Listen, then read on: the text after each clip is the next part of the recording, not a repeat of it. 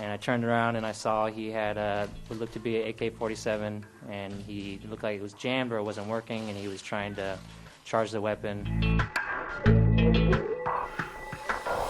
Le procès d'Ayoub El-Kazani a commencé ce lundi devant la cour d'assises spéciale de Paris. Ce djihadiste âgé de 31 ans est accusé d'avoir ouvert le feu le 21 août 2015 dans un Thalys avant d'être maîtrisé par des passagers.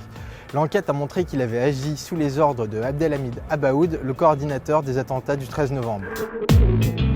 Ayoub El-Kazani affirme qu'il n'avait pas l'intention de s'en prendre aux civils dans ce train et qu'il comptait uniquement s'attaquer à des militaires américains qui voyageaient en Europe.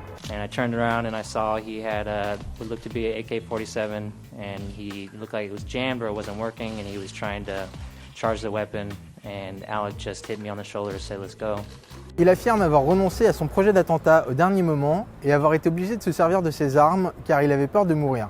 Le djihadiste avait en sa possession une Kalachnikov, 300 munitions, une arme de poing et un cutter. Ayoub El-Kazani était sorti des toilettes du train et s'est retrouvé nez à nez avec un passager qui a tenté de le maîtriser. Un autre passager est parvenu à s'emparer de sa Kalachnikov et a pris la fuite avant qu'El-Kazani lui tire une balle dans le dos.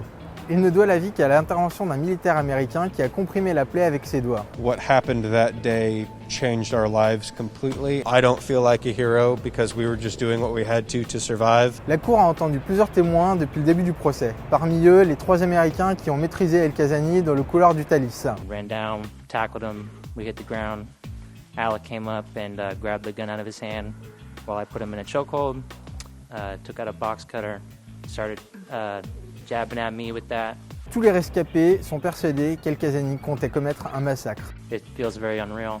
De nombreux autres passagers doivent encore être entendus par la cour, ainsi qu'Ayoub El-Kazani et les 3 hommes qui sont jugés à ses côtés pour complicité. Ayoub El-Kazani encourt la réclusion criminelle à perpétuité. Son procès doit se finir le 17 décembre.